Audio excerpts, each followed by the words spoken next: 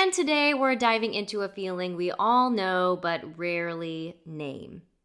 That tightness in your chest when your life looks fine, but something inside whispers, this isn't it.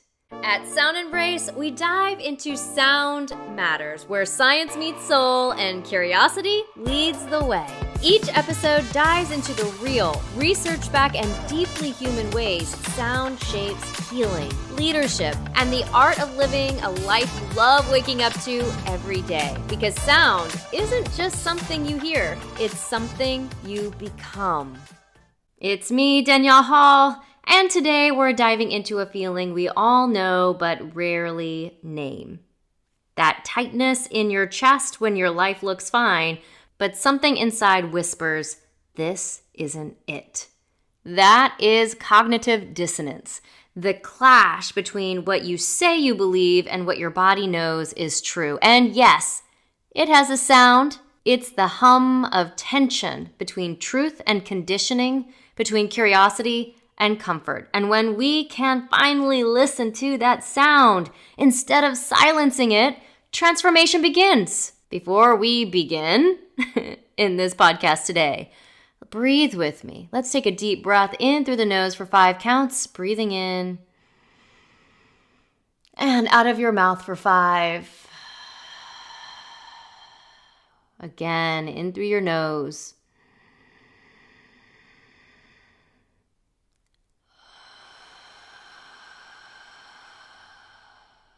One last time.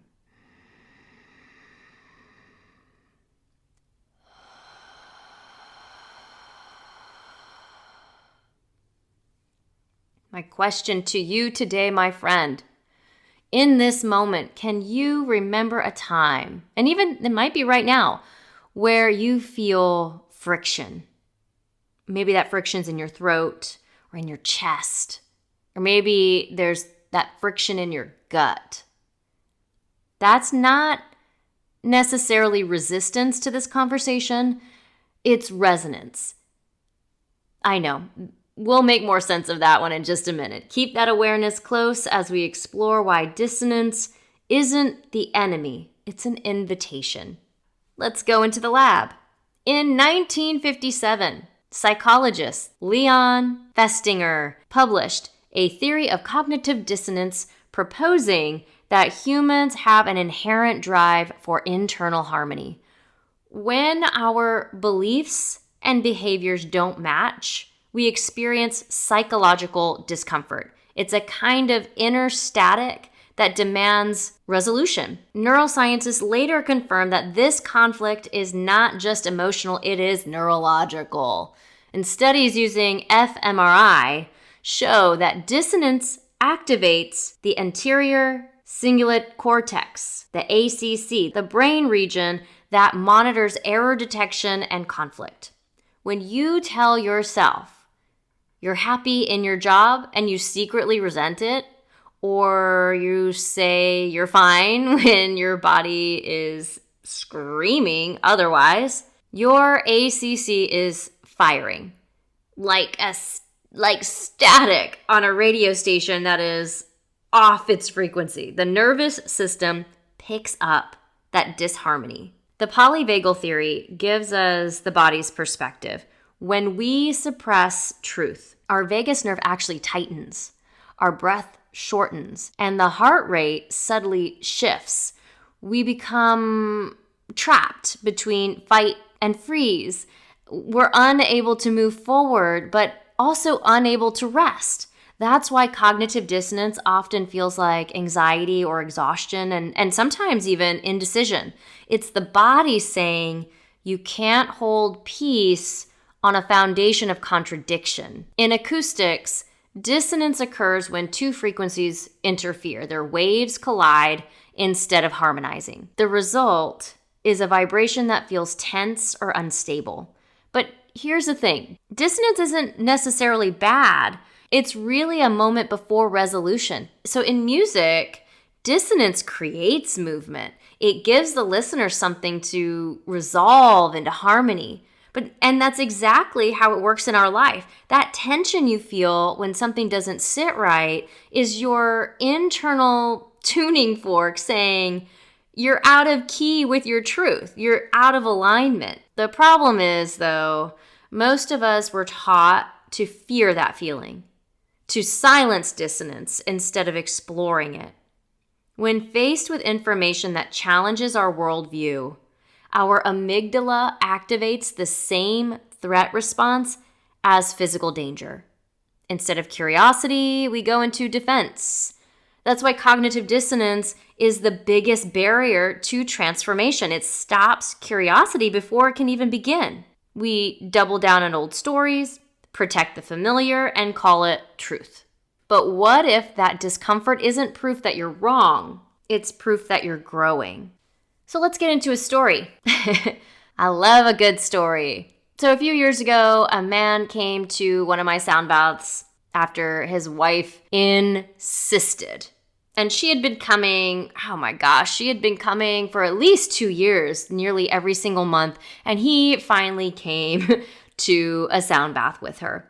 He told me before we started that he's not into this woo stuff. He supports his wife and whatever makes her happy, but he's just here because she wanted him to be there. And he finally gave in.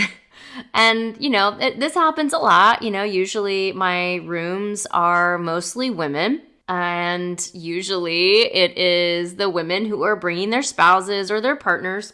And so, of course, I smiled and, I told him, you don't have to believe anything. And I appreciate your curiosity today and your openness to listen. So we begin the session and, right out the gate, this man is snoring. This man is deep in his experience. He is having the heavy breath. He's in and out of a light snore. His wife even sat up and showed me how excited she was that he was so relaxed and felt so safe that he could actually go deep into this experience.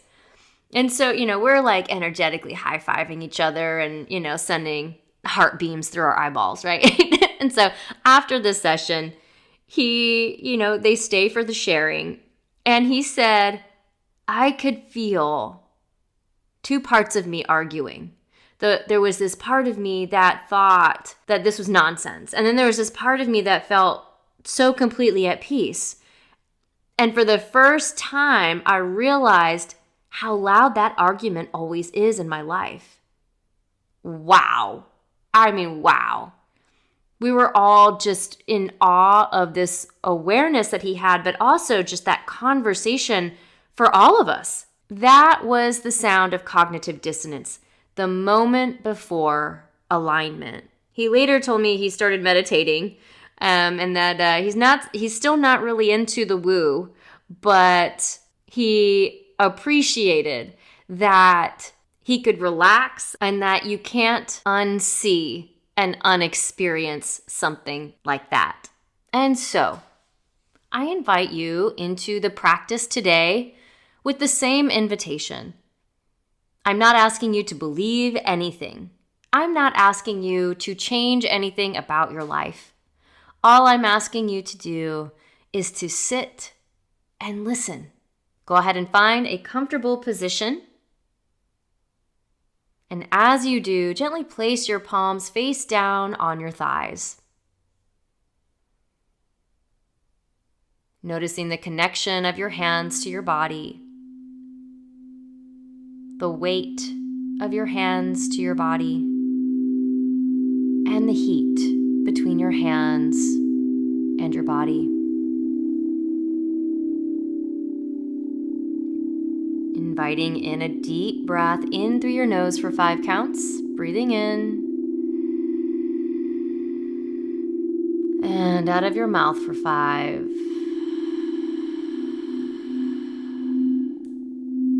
Again, in through your nose.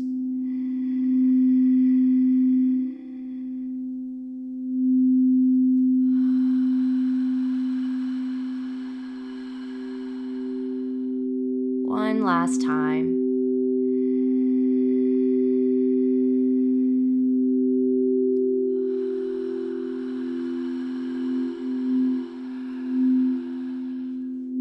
The This time on your inhale. And exhale a soft hum.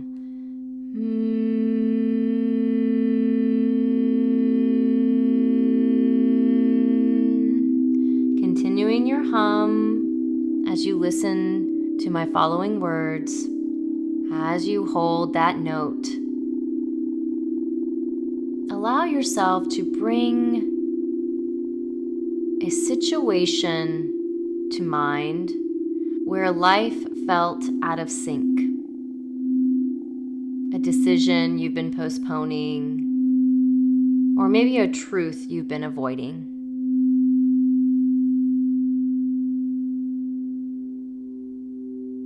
Continuing your soft hum. And as that situation is present in your mind, do you notice how the tone of your hum changes? Does the tone feel steady, or does it waver?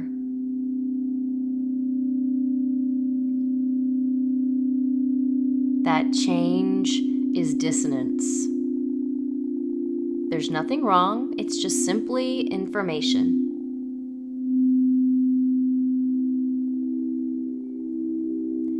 Continuing your humming, coming back to neutral,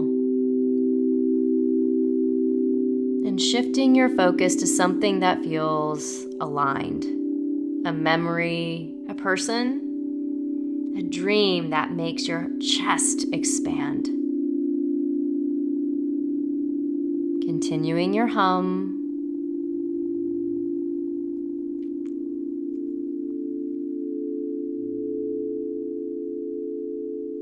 And notice how the tone settles, how your breath changes. That is coherence.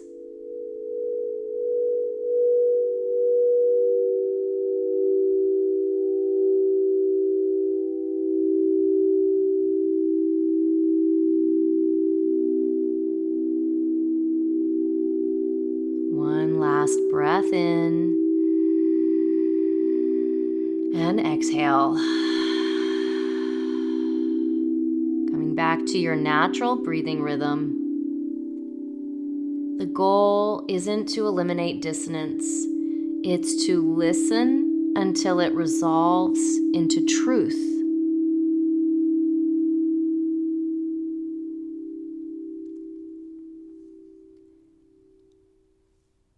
Bringing your awareness now back to the connection of your hands to your body, the weight of your hands to your body, and the heat between your hands and your body. And when you're ready, slowly open your eyes. Thank you for doing this practice with me today.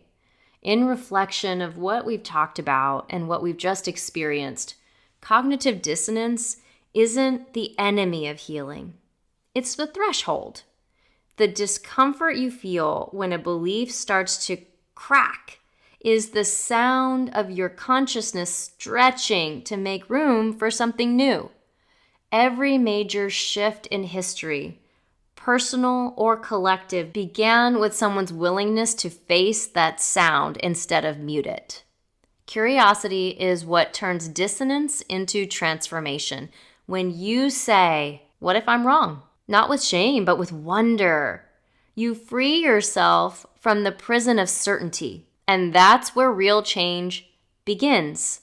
If today's episode resonated with you, my friend, I'd love to invite you to become a part of the SoundEmbrace family, a community of sound embracers who are learning to listen to dissonance and transform it into harmony. Explore the free membership for sound baths and monthly stillness challenges. Step into the alignment lab for deeper work with sound, mindset, and nervous system coherence. Or train with me personally in the SoundEmbrace Sound Healing Certification Program, the bridge between performing sound and facilitating transformation. Visit soundembrace.com to live a life you love waking up to every day. Stay curious, listen deeply, and live a life you love.